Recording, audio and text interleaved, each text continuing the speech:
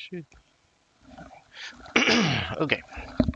So, episode 4. Disaster strikes. Well, it's not really disaster, it's just mod things. Let me go over some things that have happened in between episodes. I was experiencing a game breaking bug, I think is the way to put that. It was kind of a game breaking bug. I had to disable a few mods that were causing issues. It happens when you mod the game. Sometimes you introduce instability and your game stops working. So, let me go over a few mods that I had to disable, and then some things that I've added. I added this mod to uh, increase the visual range of the satellites, the advanced satellites in particular. This is a 3 times increase, and I really, really like it if it worked. Sadly, it does not work. And it also I believe this is one of the ones that contributed to making the game unplayable, so there's that. And I'll give you an example. You can still see on the map where I had it enabled. So I'll show that off in a moment. The crystal cooldown remover removes the cooldown for all the crystals, which is, it doesn't make sense till it makes it. And it doesn't really make sense, but it didn't until you try it, I suppose, and then you try something else. So I've turned that one off in favor of this one because I don't want Bandonite ever, unless it's for a quest or something like that, and then I can turn it back on. Crystal Finder works with both of them, but these two will not work. These are mutually exclusive. No Purple Crystal Edition. This one, as it says in the description, almost every asteroid has a crystal on it, if it can. I'll get into that further in the playthrough, but basically anytime I go through an asteroid field, it looks like opening a box of Tutti Fruities, or like a box of Fruity Pebbles. Let's put it that way. So that's pretty cool. Neato. And if I want to, I can make a ton of money through that. The goal is to not have to actively do anything and make money passively. So I'll use this to boost up my economy right from the get-go until I can build a couple of stations and start accelerating the economy. There have been some interesting developments as the game has progressed, and I'm not sure. I think it's the chill mods, the chill tweaks. I think this mod has a lot going for it that changed up. I think the regular game, plus I think the game has been updated at least a few times, and so things work more correctly, or how they should. So it's interesting to see that the factions are actually fighting and are actually taking ground from each other and then continuing the fight, and then also just slapping the Xenon. The Xenon are no threat to anyone. They just get immediately jumped on and slapped. But it is the start of the game too. The Regal Barracuda isn't that great of a ship, but this was also contributing to a problem I was having. And I think the reason that it was contributing is because I don't think it was S turrets or the framework for that, wherever it is. This one, the foundations. When I discovered I was having a problem, I disabled all the mods I basically could live without, and then some of the ones I wanted to try, and it did fix the problem. And then when I tried to load the let's see here, where is it? When I tried to load the game, it mentioned one mod that was removed, so I had to completely restart, which was fine. And then I've gotten to a little bit past where I was in the previous episode. Where is the one weapon mod that was causing the problem? Or appeared to be causing the problem? Oh yes, I turned off Sector Explorer because I don't need it. So yeah, That's nice. I turned off the really cheaty this one. I don't think this was a problem. I just turned it off because I can live without it. What else? I turned off the Tachi. It's not a really good ship anyway. I want to try the Talatikia, but again, not necessary right now. Can't really afford it. I'll turn it on later if I want to try it out. This is the problem. This one was the one that made the save unplayable. So this is the one that was being problematic, and I don't know if that was an incompatibility issue or what, but once I disabled that one, problems started going away.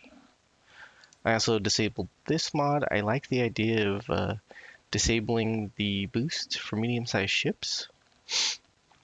So I think I might re-enable this one now that the game has stabilized again. We'll see. So that's what was going on. Let me go over what happened in between episodes. So I restarted the game in between episodes. Surprise, surprise. During a modded playthrough, I might have to restart every now and then.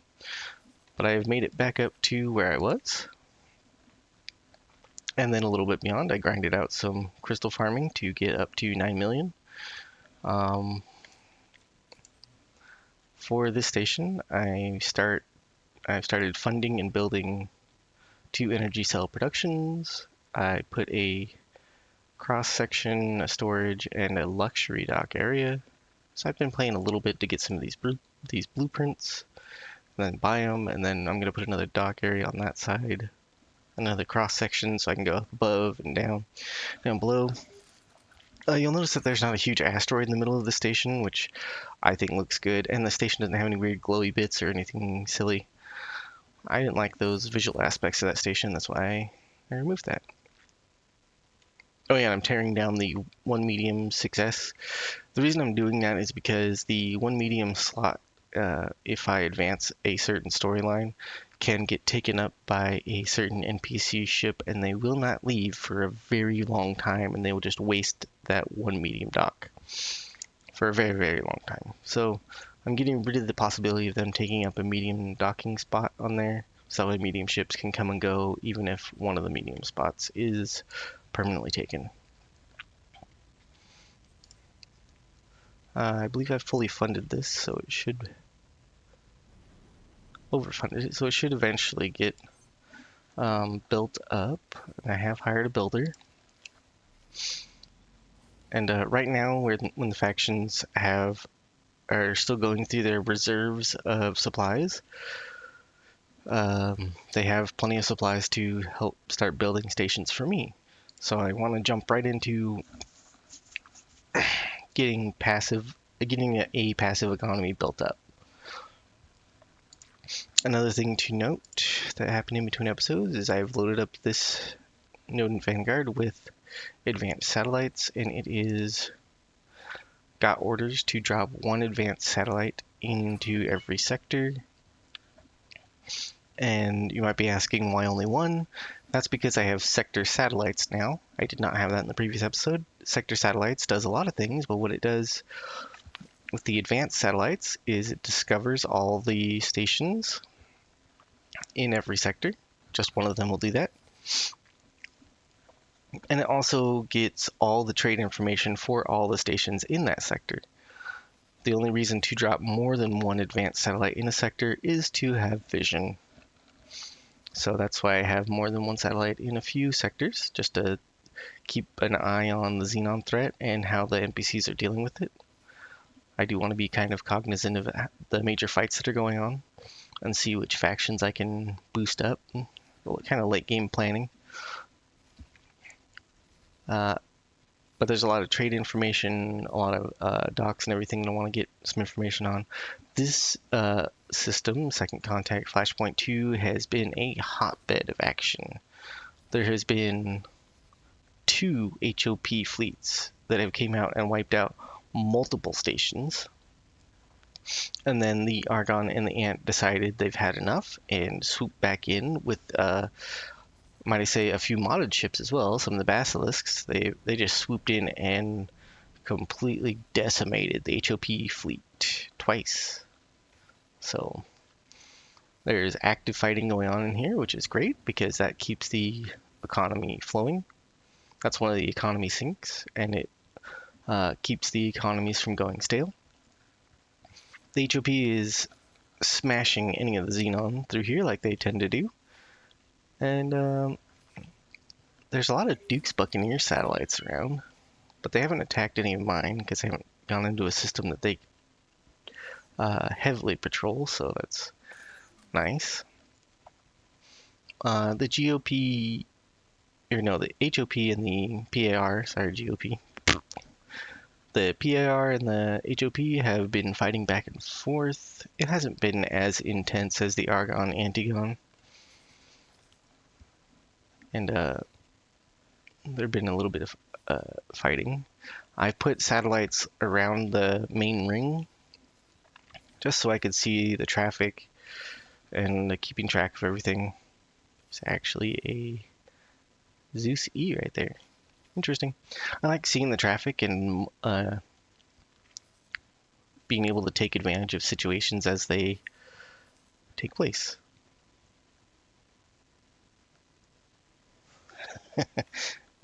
So there's lots of fun things that are happening all over, and the game is running in a stable state right now, which is excellent. And when I didn't have that mod, when I didn't have my mod list sorted to function, the game was in a weird kind of non-functioning state. Anyway, one thing I did want to point out is that the mod that increased the advanced satellite visual range times 3, this is the radius that it was. That was one satellite covered the whole sector. And I really, really want that a mod that does that, because then I don't have to drop 3 and I get a huge vision radius. I can see what's going on in every sector with just one satellite. I would love for that to happen, but after doing a lot of research on the mods and many attempts by mod authors to try and do this, anytime you increase the vision range up to a certain threshold, it stops working correctly and it starts introducing problems to your game. So I've just decided to uninstall visual range increasing it all because I don't need additional problems when I'm running a heavily modded game anyway. Some of the problems that I did notice is that the visual range was increased to that size, but you would not see all the ships that were coming through. They would just disappear, even like I had no vision of that area, which kind of defeated the point of why I wanted the mod anyway.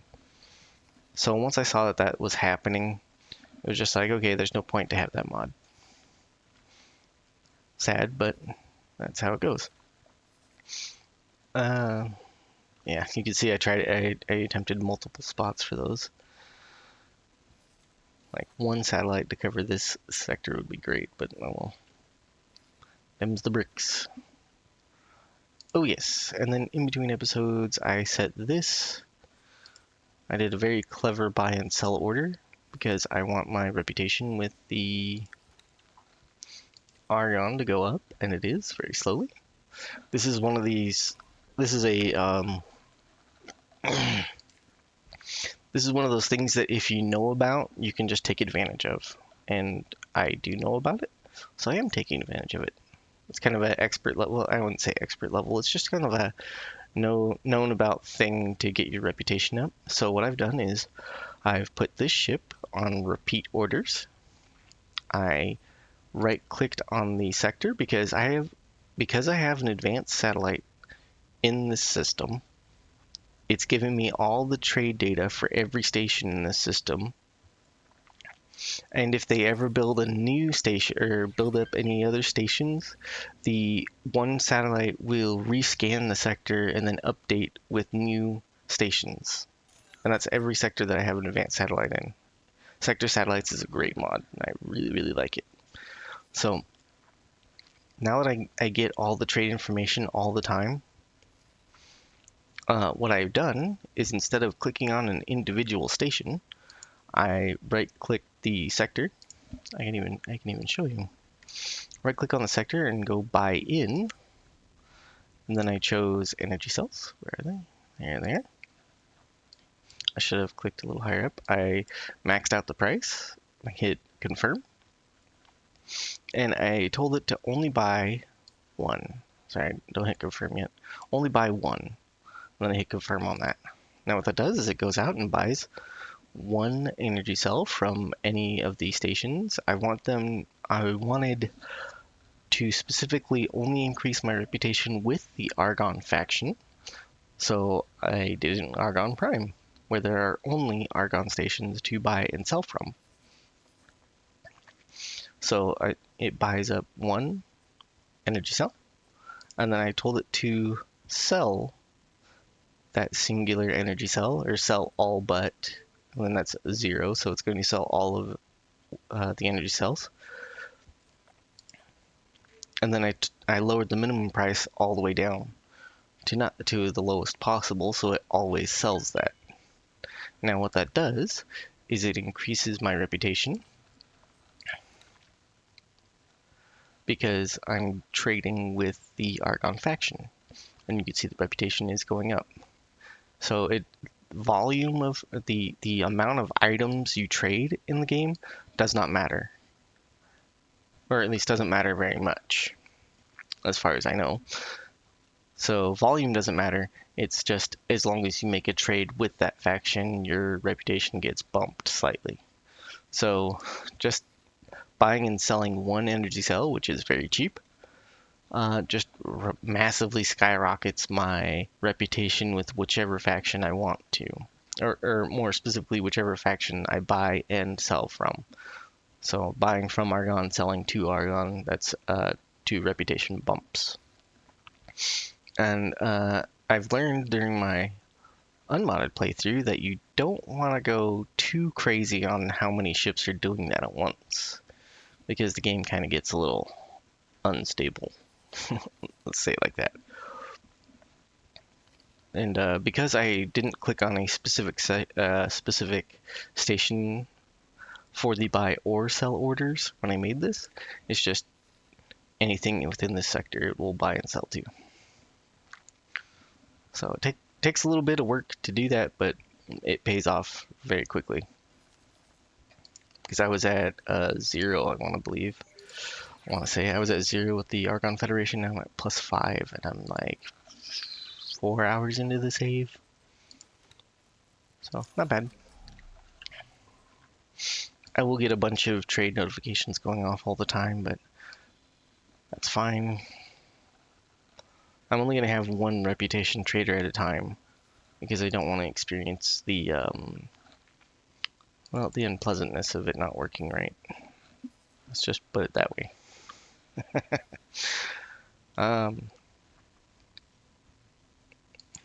Okay, so sector satellites.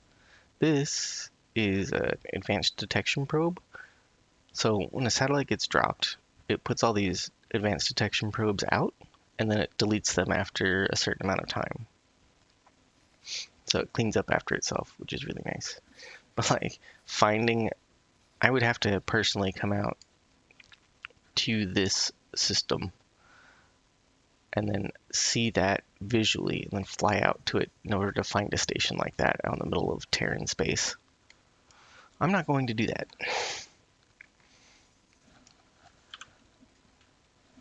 But I don't have to. Now that I have sector satellites, it just does it for me. It's really convenient, and I'm getting trade data from that. Now then, as I have restarted, the Earl King data vault's positions have changed. I think this is a pretty neat thing to discover. Why do I have a perfect square chunk visible here? Weird. It's probably because of that. Anyway, so this is neat to see because the Earl King data vaults do change position. Especially if you go back and compare between the previous video where I showed this off and this one. These positions change every time you start a new game. So that's neat. And I got a lucky/unlucky spawn. As you can see, this one, that is not an insignificant distance away from the main plane of where everything usually exists. That is like way up there. So if you were playing without mods and wondering where is the last Earl King vault, and you're like smashing your face on the desk trying to figure out where is it? You've searched all over the main plane. They could spawn as far up and down on the z-axis as they want. So if you want a way to find the Earl King data vaults that doesn't require you going to an obscure website and copying some code, I recommend watching my video on finding the Earl King data vaults video. I made a specific video on that. It's like a 10-minute watch, but it's like a 20-minute watch, but you could skip forward on YouTube. So skip to the parts where you want to know how to do it, and it should be good. But I mean, 20-minute video, easy to watch. That video is available on the channel, so feel free to look it up. Okay, other than that, I believe that's everything. That's me caught up, or everybody caught up with where I am in the game right now.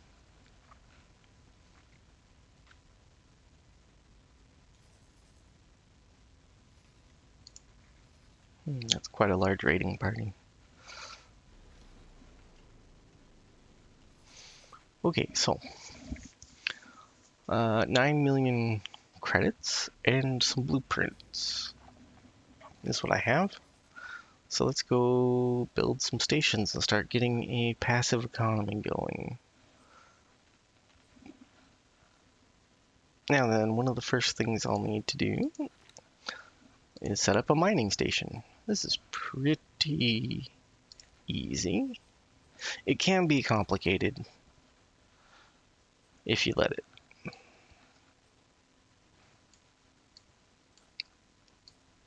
Usually setting up just a simple mining station isn't too hard. There's just some like gotchas that you gotta know about.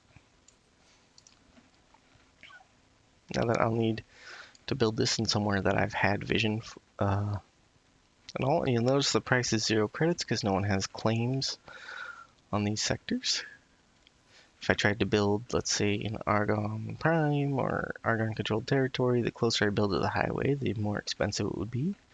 And the bigger the plot would be more expensive. And you'll notice that you can't build directly over the gate, but there's a way you can. You can actually build stations on top of each other if you know how to manipulate the boundary box. And you can build directly on top of gates if you know how. It's surprisingly very easy. All you gotta do is place the place where you want it, and then don't build a max size like this, but like a minimum size square, and then just extend the box over the gate. And you might have to go into like negative numbers or whatnot, but like it's not hard. I might even give an example, but we'll see. Just know that it's not that hard. Now then I need to move this. I don't know why a Terran ship is just right there being annoying, but thank you, Terran station, or Terran person. Alright, what is going on? Are you trying to move, like... Whatever. I want to build it close enough to the... There. Maybe not on top of my satellite. There we go. Alright, so that'll be my... This will be my initial mining station. So the first thing I want to build is a cross section. I could build anywhere in this plane, but I like to try and build in the center. It's not really too important. I don't intend for this to become like a super huge station.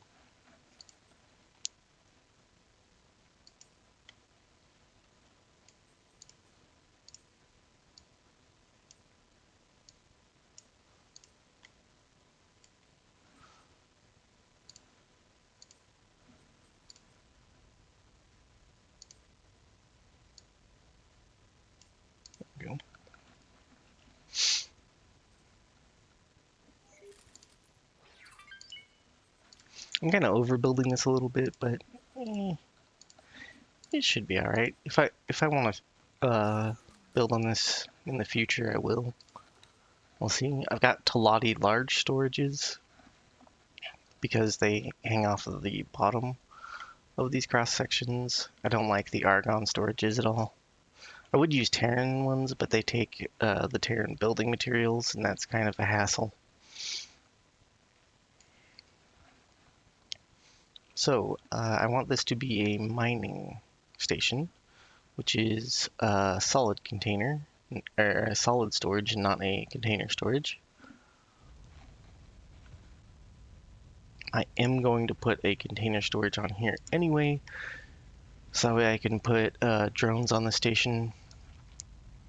It's just a good idea to put a container storage on your stations anyway, no matter what. And it doesn't necessarily have to be a large. A large is kind of overkill, but I kind of like to overkill everything I do, so whatever. One large solid and one large container should be more than enough for the majority of the game. I can put welfare modules on, that's funny.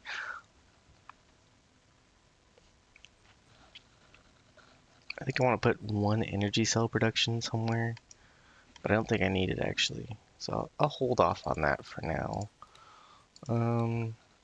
Every station does need a dock.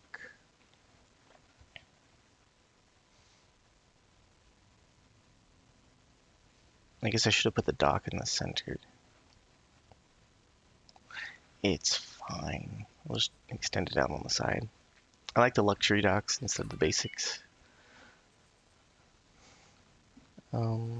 Personal preference mostly.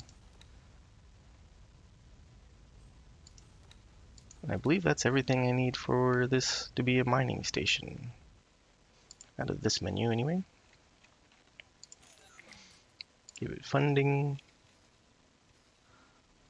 Zoom out until I see a construction vessel. Oh, there we go. And then I will need to train up a... Well, I wonder if I will need to train up a manager or not. Since how it's a mining, or it's going to be a mining station, the person who is going to manage that is going to level up really quickly. I need to do some like general orders stuff and set up global orders. I'm not really worried about who's gonna be the manager of everything right now.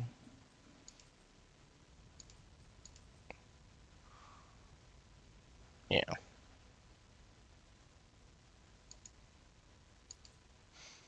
That person's interesting. Might even make a good manager. Only a 1-star pilot, half a manager star, which is fine. The engineering and morale is pretty good though. Repair speed. If that station's getting attacked, I suppose that would be nice.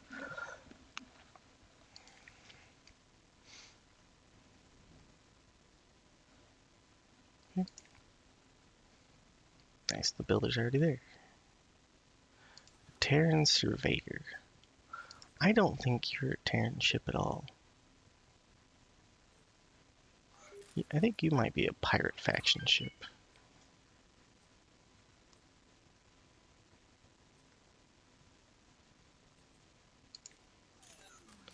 I might go look at that and see if that is actually a pirate faction ship. Okay, so now that I have a station being built, let's go into global orders and start messing around with global orders real quick.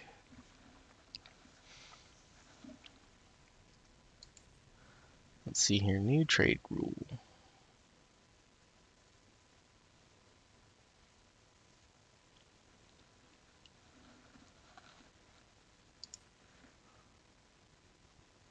Nope. I'd say one of the easiest trade rules to set up is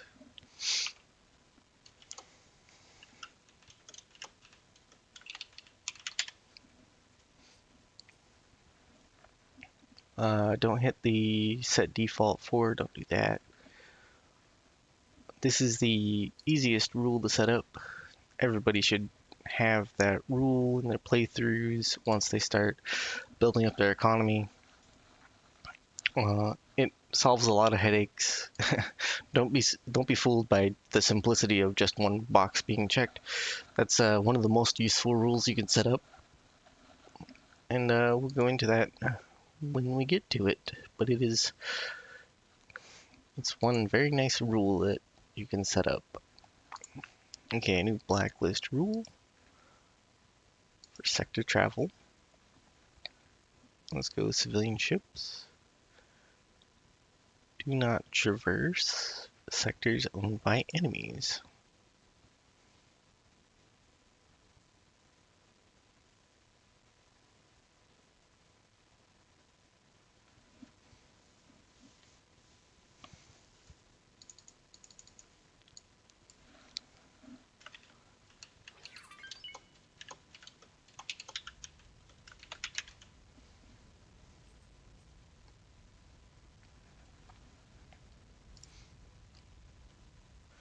Now then, that order also is, it seems like a very simple order, and that will scale with your satellite network or how much information you have garnered by exploring the map.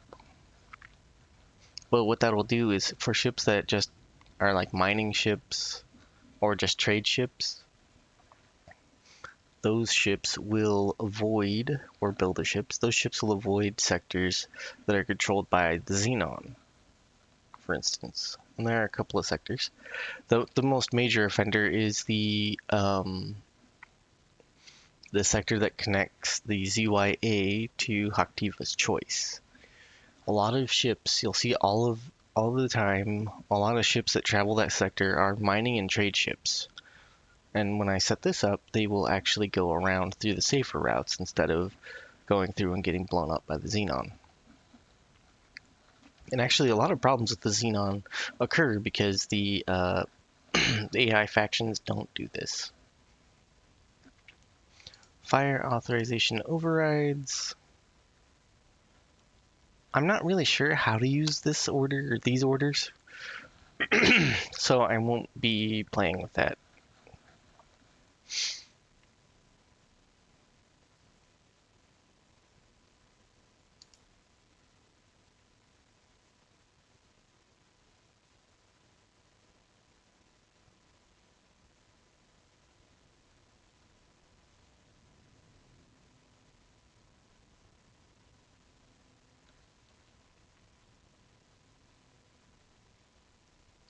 Huh.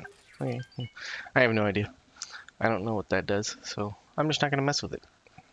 I didn't mess with it in my last playthrough where I did all the things, so yeah, didn't seem to be a big problem.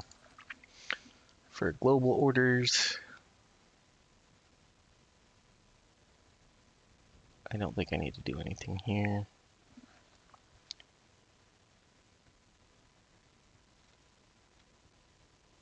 I could turn off the waiting orders.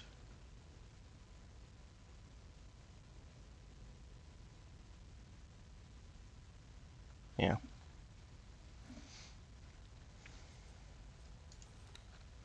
Alright, inventory. I don't think I can sell any of this. I actually need to start a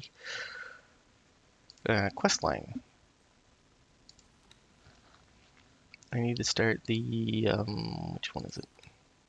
The Empyrean Curse quest line.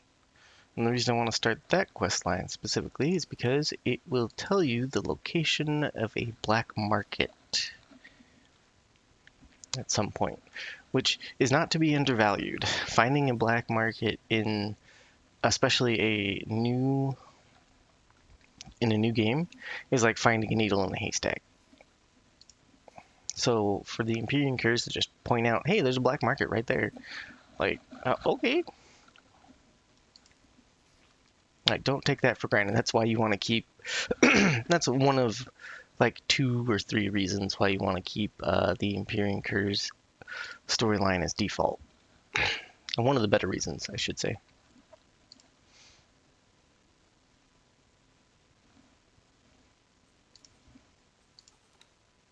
Let's see, I'm at +7 with the Argon, so they'll be inviting me to a speechy ceremony here soon.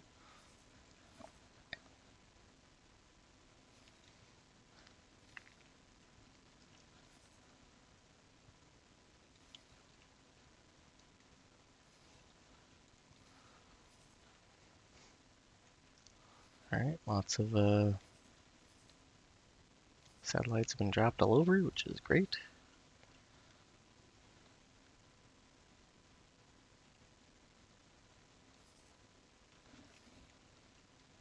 Reputation's going up. I want maybe a couple of trade ship or mining ships.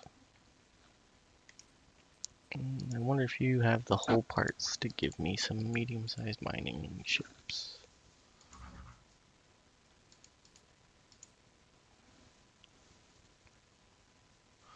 Yes, you do.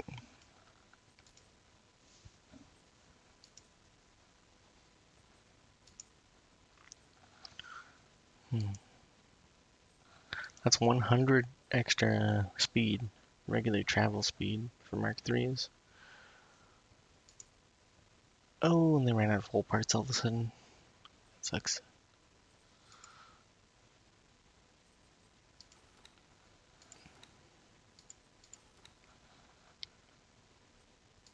That shouldn't matter. Good shield for not very much more.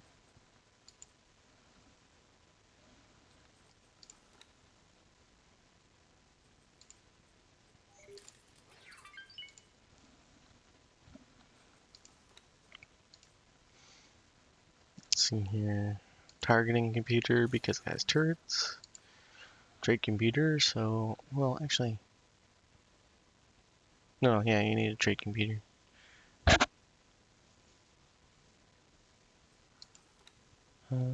Yeah. Service crew, I want a couple. Get that ordered.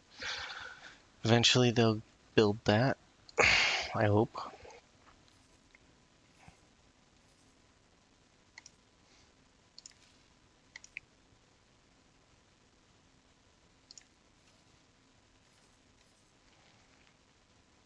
The Terran Intervention Fleet looks to be jumping in there. I'm gonna actually...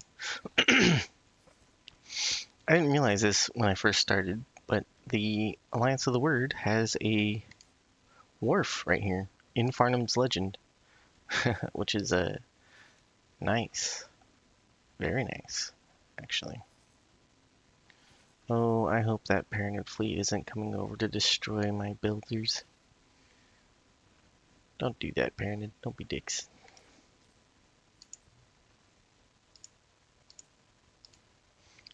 Let's see here. Ooh, I can get mana cores. Interesting. Let's see here. I want...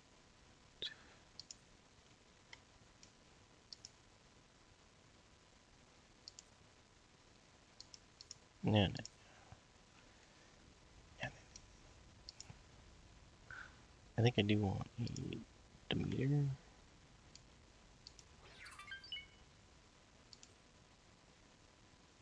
Container.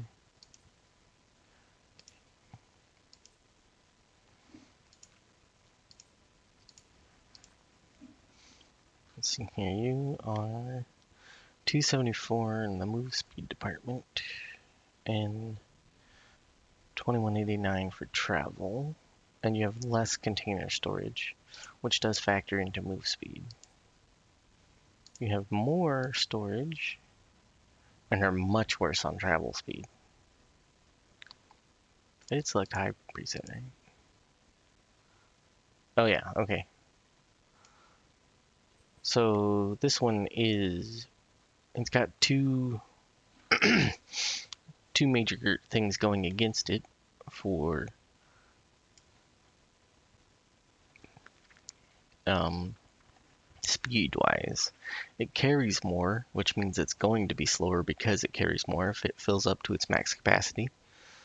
So that's already slowing it down some, and then it initially just doesn't have good travel speed anyway. And no, I'm not going to put travel engines on that.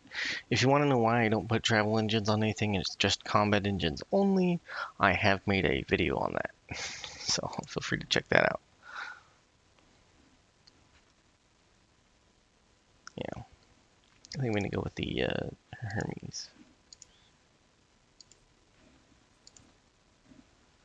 Let's see.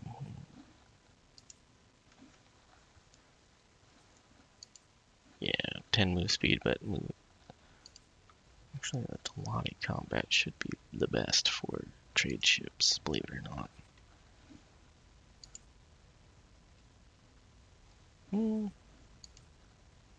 Yeah, it might just be the Argon though. Alright, there's that. I don't know if I want to pay that much for it. Yeah, parented shields will probably be fine. Well, the recharge delay is really low, actually.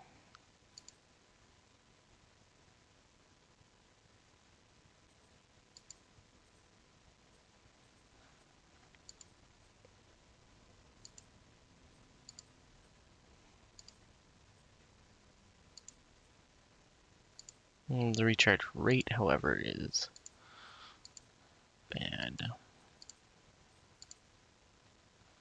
Well, I'll try Talati. Oh, I can get Argon Flak. Alright, I'll put Argon Flak on this, yeah. It's theoretically the best medium turret that you can get in vanilla game. And even though this is a modded game, I can't put the turret I want to put on it because I don't own a Wharf. I'm not sure it'd be that much better anyway. You don't need a police scanner or that.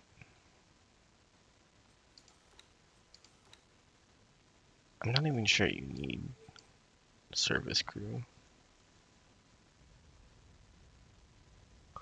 Oh. Yeah. Alright, so I will... Let's get 2 of these.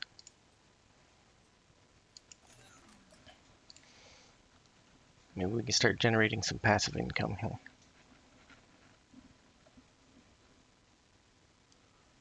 are we doing on this? Probably still waiting on supplies here. The RIP is trading. Interesting. Well, actually, it makes sense that the RIP is coming in with Claytronics and whole parts because they produce the most.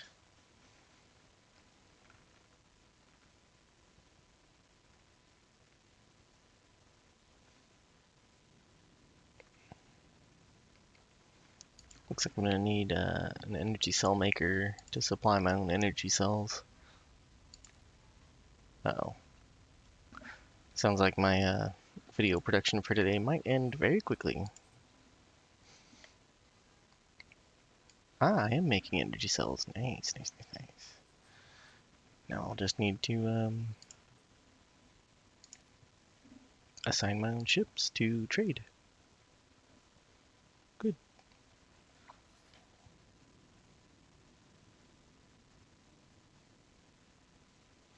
See, can I set up trade rules on this already? No. Can I set up trade rules here? Yes, yes, yes, yes, yes, I can. Let's see. I can't remember where the trade rules are. Ah, okay, so there we go. I will I will set up a passive economy here because it sounds like my video production for the day is over. Or, well, very soon I will no longer get to make videos. which is fine. I think I've done what I need to in this video and explained what my plan is. So I will be dropping... let me go over my final plan here before I end the video. My plan right here is to set up a mining station. In order to do that, I need to drop a resource probe per sector. These 3 sectors, I'm going to drop 1 resource probe in here. That's a really important step. Otherwise, the mining ships I'm making will never come in here and mine because they don't know that resources are available to mine in here. It's a weird thing, but it doesn't matter where I drop the resource probe either. Just anywhere in the sector. That's not a mod thing. That's not from Sector Satellites at all. That is a base game vanilla thing. It doesn't matter where the resource probe is. As long as it's in a sector, your mining ships will come in and then mine wherever you get a resource probe. Only 1 needed. It's weird, but it works. Then from there, once I get a mining station up and going, I will need to assign more than likely 4 medium mining ships to this station to mine, and then on top of that, I will need an additional probably 4 medium mining ships to trade, not to mine, to trade. And the reason that I can't use trade ships to trade is because of the container that the trade ships have. So trade ships are container traders, not solid traders, whereas mining ships will be solids because they carry around the rocks. So overall, it's going to take 8 mining ships to get a mining station up and going. And we'll see how much passive income I can make off of that. It'll probably be a ton, because the AI factions are currently at war with each other, and the war is ongoing. And then the Xenon are doing stuff. So that's cool.